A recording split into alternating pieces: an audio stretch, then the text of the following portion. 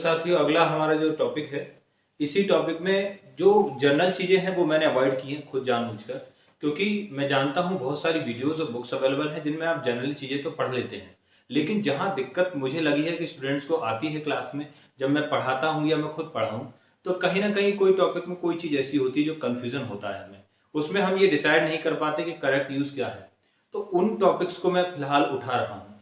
जैसे जैसे मैं आगे वीडियोस बनाऊंगा पूरे टॉपिक भी आ जाएंगे। तो उन्हीं में से एक मैं वर्ब वाले सेक्शन में से एक टॉपिक उठाता हूं, और वो टॉपिक क्या है? वो टॉपिक है कॉजेटिव वर्ब। कॉजेटिव वर्ब, देखिएगा, वर्ब आपने पढ़ा, वर्ब क्रिया हिंदी में जिसको कहते हैं। तो आपने जब सेंटेंस का यूज किया उसमें, तो वो आपने वर्ब सिंपल तो यूज कर लिया जिस तरीके से किया जाता है। अब ये कॉजेटिव वर्ब क्या है? Let me tell you about this.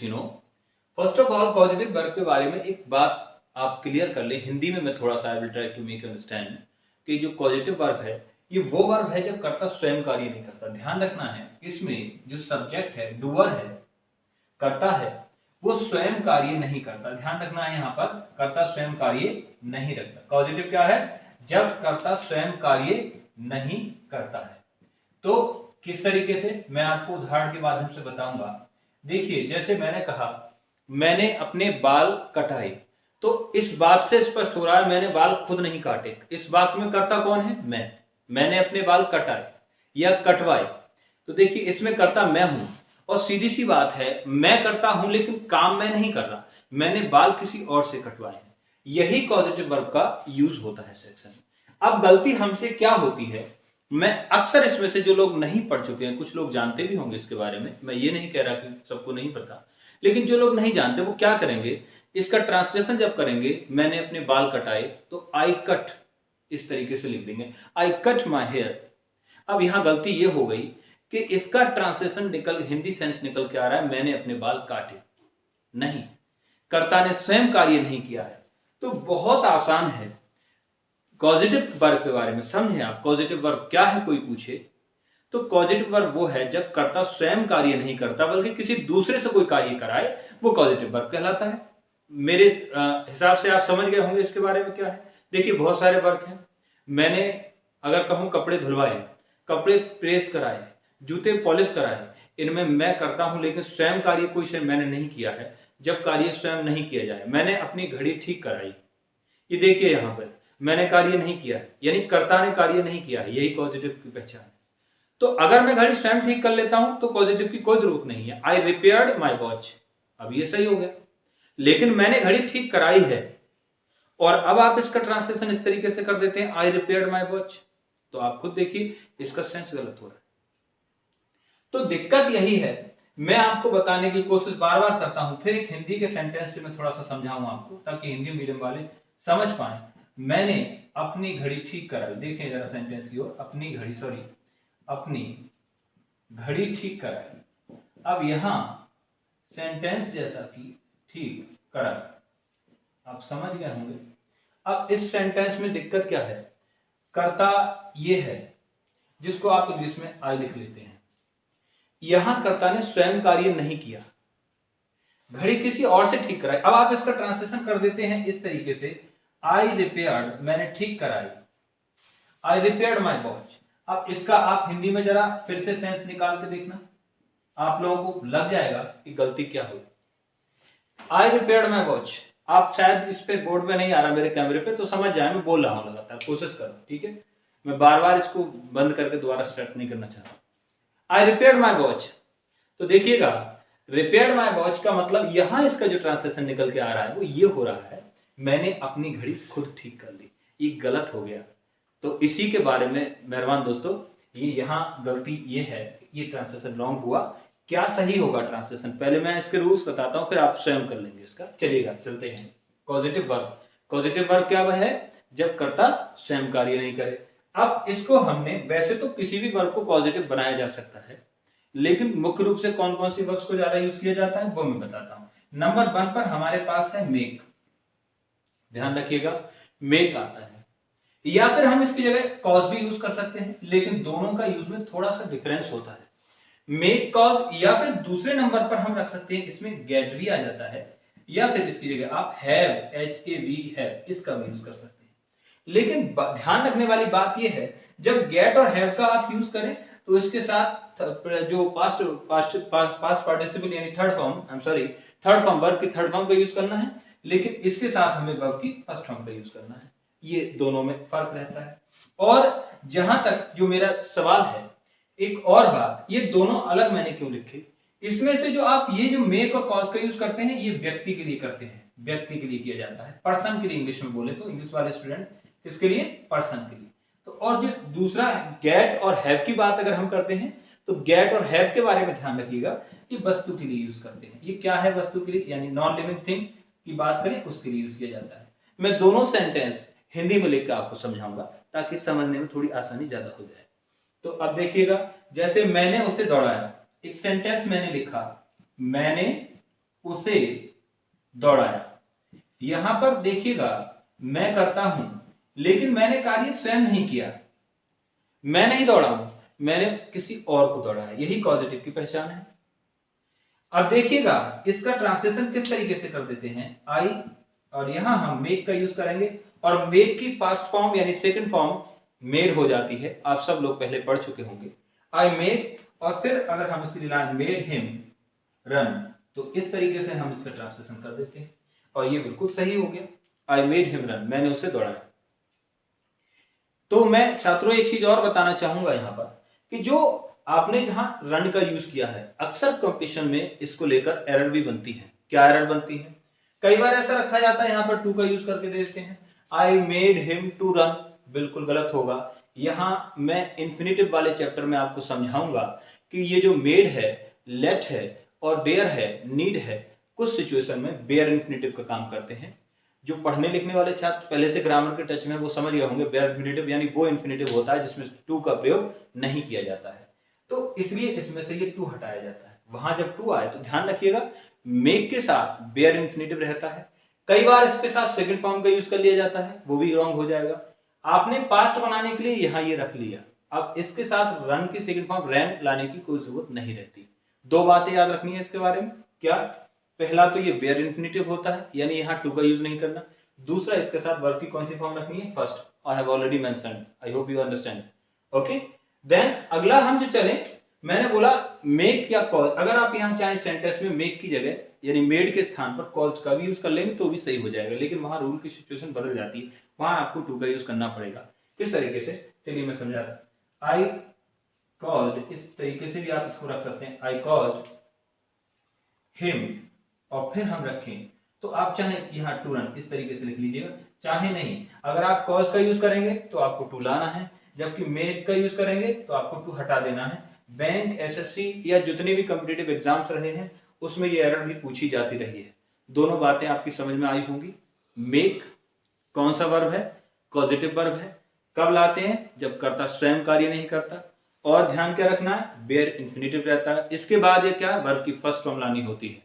अगला हम चले, गेट का यूज हम जब सेंटेंस में करते हैं, तो बंधुओं आप देखें गेट का यूज जब करें तो वस्तु के लिए करते हैं, जैसे मैंने बताया। देखिए किस तरीके से, जैसे मैंने अपनी घड़ी ठीक कराई, वो सेंटेंस जो ऊपर मैंने बोला था, ये मैंने अपने बाल कटाए, तो देखिएगा यहां पर जो मैं सेंटेंस मैंने अपने बाल कटाए, ये हिंदी के लिए मेरे पास बहुत सारे स्टूडेंट्स की रिक्वेस्ट आई, तो मैं हिंदी का भी, क्योंकि हिंदुस्तान में थोड़ा बहुत तो छात्रों के समझने में यहाँ बेसिक में प्रॉब्लम आती है, और मुझे सबसे बड़ी दिक्कत यही आती है कि मैं समझाते हुए कई बार मैंने क्लास में भी ये चीज़ बताई कि आप अगर इंग्लिश से ही इंग्लिश पढ़ेंगे तो आपको बहुत अच्छे से समझ आएगा और वो नॉलेज काम में आएगा, लेकिन ये ट्रांसलेशन में यहाँ तो समझा देता हूँ, लेकिन जब आप कॉम्पिटिशन में वहाँ पढ़ेंगे तो ये हिंदी नहीं दी जाती। आप में से जो लोग बैठे हैं उनको पता होगा, ना एसएससी में हिंदी आती है ना बैंकिंग में, तो इसका कोई ज़्यादा यूज़ नहीं है।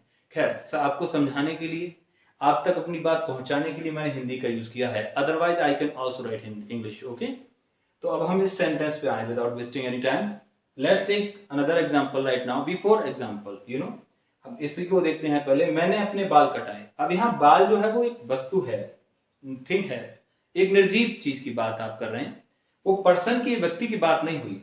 तो अब आप इसका ट्रांसलेशन जब करेंगे तो क्या होगा, आई, देखिएगा अब पास्ट में है तो गेट की सेकंड फॉर्म हम गॉट का यूज करेंगे, आई गॉट। और अपने बालों के लिए क्या आएगा, माई हेयर। ध्यान रखिएगा, I got my hair cut, इस तरीके से ये हो जाएगा, I got my hair cut. तो गॉट का यूज कब करना है, यानी गॉट फर्स्ट फॉर्म गेट हो जाता है, ये आप समझ रहे होंगे, ये पास्ट इंडेफिनिट की वजह से हमने ऐसा किया है। तो अब अगर आप गेट का यूज कब करेंगे, जब उसके तुरंत बाद कोई वस्तु आ जाए। हेयर देखिएगा, यहाँ वस्तु है, आसानी से समझे, बहुत इजी है, बहुत सरल है, और मेरा यही काम है, वरना बहुत सारी बुक्स में ग्रामर दी है, बहुत सारी जगह इसका चर्चा किया गया। अगला देखें, अब हम यहाँ मेक का यूज हमने क्यों किया, क्योंकि यहाँ किसका चर्चा किया गया, व्यक्ति का। तो जब व्यक्ति आ जाए, पर्सन की बात आप करें तो मेक या कॉज में से एक लाएं, और जब वस्तु की बात आप करें तो क्या लाना है, गेट, या फिर हैव भी आ सकता है, दोनों में सही हो जाएगा, कोई दिक्कत वाली बात नहीं। अब जो सेंटेंस आपके पास ऊपर लिखा हुआ था, आप अपने आप सही कर लेंगे, आई होप। इसको देखिए किस तरीके से, मैंने अपनी घड़ी ठीक कराई। तो इस सेंटेंस में मैंने अपनी घड़ी ठीक कराई, मैंने स्वयं तो घड़ी ठीक नहीं करी है, तो पॉजिटिव तो हो ही गया। फिर इसमें घड़ी जो है वो एक वस्तु है। अब किस तरीके से इसका ट्रांसलेशन करेंगे, आप सब लोग कर पा रहे होंगे, ऑनलाइन क्लास नहीं है, वरना बहुत सारे आंसर भी आ जाते। आई, और फिर क्या आ जाएगा, पास्ट में आई गॉट माई वॉच। अब ठीक कराने के लिए क्या, रिपेयर्ड, या थर्ड फॉर्म का यूज करना होगा, ये भी ध्यान रखिएगा। और अगर आप और नॉलेज की बात करें तो कुछ एक्सपर्ट्स का मानना है, जहां तक ग्रामर पर शायद मैंने बहुत सारी बुक्स पढ़ी हैं, मुझे ये भी आइडिया नहीं कितनी पढ़ी है, तो कुछ एक्सपर्ट्स का ये मानना है कि ये गॉड का यूज करते हैं आप जब करते हैं, जब कुछ पे करने के बाद आप कुछ काम किसी से कराएं, जैसे घड़ी ठीक कराए, उसके बदले आपने पैसे दिए, जो भी पेमेंट किया, तब गेट का यूज करते हैं। लेकिन कुछ एक्सपर्ट्स का ये भी मानना है कि ये जब यूज किया जाता है जब कर्ता स्वयं कार्य नहीं करे। मैं बहुत सारे सेंटेंस आपको इस तरीके से बता सकता हूं, देखिएगा। अब आप बहुत जनरल से एक सेंटेंस है, मेरे सेंटेंस पे गौर करें, शाहजहां ने ताजमहल बनवाया, शाहजहां ने ताजमहल बनवाया, इसमें शाहजहां ने ताजमहल बनाया नहीं है। तो अगर आप इस तरीके से कर दें, शाहजहां के लिए मैं ही लिख देता हूं, थोड़ा कम समय में लिख जाएगा, इसलिए शाहजहां ही। अब देखिएगा, बिल्ट द ताज, इसका ट्रांसलेशन आप करके देख रहे हैं क्या निकल के आएगा, इसका ट्रांसलेशन ये होगा, उसने ताजमहल बनाया, उसने ताजमहल बनाया। लेकिन हमने क्या बोला है, शाहजहां ने ताजमहल बनवाया। अब आपका ट्रांसलेशन किस तरीके से गलत हो जाता है, यहां पर ध्यान रखना है। तो जब कर्ता स्वयं, शाहजहां ने स्वयं ताजमहल नहीं बनाया, तो हम ये ट्रांसलेशन अगर कर दें, मैंने बहुत सारी बुक्स में ये सेंटेंस देखा, और उसमें ये सेंटेंस इस तरीके से दिया है, जब ताजमहल के बारे में कहीं पर वर्णन है, हिस्ट्री में हम पढ़ते हैं, तो हमने ये देखा, तो ये गलती यहाँ दी गई है। ये हमें खूब ध्यान रखना है, जब कर्ता स्वयं कार्य नहीं करता है तो हमें इस तरीके के सेंटेंस में हमें गेट का यूज करना पड़ता है, मेक का यूज करना पड़ता है। आप समझ पाए होंगे कॉजेटिव वर्ब क्या वर्ब है, कॉजेटिव वर्ब जब कर्ता स्वयं कार्य नहीं करे। कॉजेटिव वर्ब में क्या होता है, ये ध्यान रखना है। अब हम आगे बढ़े इसमें, तो मेक किसके लिए आता है, व्यक्ति के लिए, कॉज भी व्यक्ति के लिए, गेट किसके लिए आता है, गेट या है वस्तु के लिए आता है, ध्यान रखना है। अगली बात, मैं जरा इसको मिटाता हूं, फिर इसमें अगली चीजें को और बताना है। अब देखिएगा हमें क्या करना है इसमें, पॉजिटिव वर्ब में, वैसे तो मैंने आपको ये बताया ये वर्ब्स पॉजिटिव हो जाती हैं, लेकिन अब जब कर्ता कोई कार्य नहीं करे तो किसी भी वर्ब को पॉजिटिव बनाया जा सकता है, इसमें यही जरूरी नहीं है ये वर्ब पॉजिटिव है। जब देखिए, अब अगर देखें तो दे लेट मी गो, उन्होंने मुझे जाने दिया, यहां पर जो लेट है वो भी आपने पॉजिटिव वर्ब के रूप में, वो खुद नहीं गए, उन्होंने मुझे जाने दिया। तो देखिएगा इस स्थिति में जो लेट है यहाँ पर वो पॉजिटिव वर्ब के रूप में आपने यूज कर लिया, सीधी सी बात है। दूसरा देखिए, आई वांट, मैं चाहता हूं, यू टू गो देयर, मैं चाहता हूं कि आप वहां जाएं, तो मैं खुद नहीं जाना चाहता बल्कि चाहता हूं कि आप वहां जाएं। इस स्थिति में यहाँ वांट का जो यूज किया आपने वो फिर पॉजिटिव कर दिया। तो कुछ बार देखिए, दे लाइक मी या दे लाइक मी, वो चाहते हैं। अब एक बात और ध्यान रखनी है, पॉजिटिव बनाने के लिए वर्ब के बाद तुरंत वही ऑब्जेक्ट रख देते हैं, they like me to sing.